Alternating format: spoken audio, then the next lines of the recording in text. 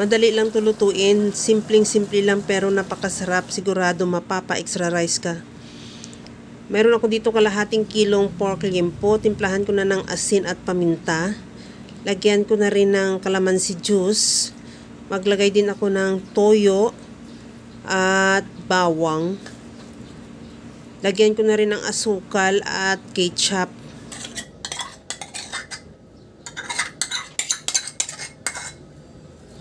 At maglagay na rin ako ng oyster sauce.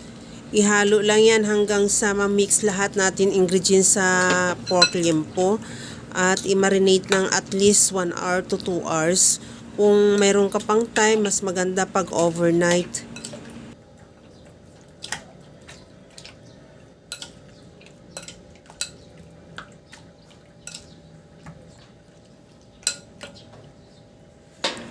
After 1 hour, lulutuin na natin yung ating binabad na pork limpo. Ilagay ko yan lahat sa kawali.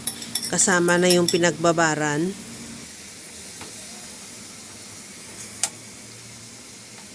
Takpan ko muna hanggang sa kumulo.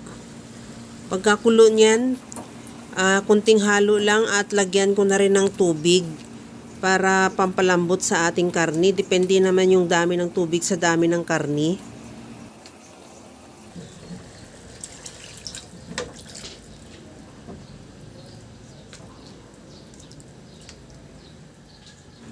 Takpan ko ulit hanggang sa maglambot yung karni. At sa puntong ito na malambot na rin yung ating karni, okay na yan. Kunting halo lang. Kung gusto mo na medyo masabaw-sabaw pa siya, okay na ito. Pero kung gusto mo nang mas malapot yung sauce, ituloy mo pa yung pagluto. Siguro mga another 5 minutes. At mayroon din ako ditong hard-boiled egg. Maglagay din, optional lang yan, depende sa'yo kung gusto mo, pero pamadagdag din yan dahil kunti lang yung ating karni. Kung gusto mo madagdagan yung itlog, pwede ka naman magdagdag, o kung ayaw mo na maglagay, pwede rin din naman. At okay na ito, ready to serve na. Kaya mga kalasa, kung nagustuhan mo yung ating video, please like na lang at pakishare na rin sa inyong mga friends.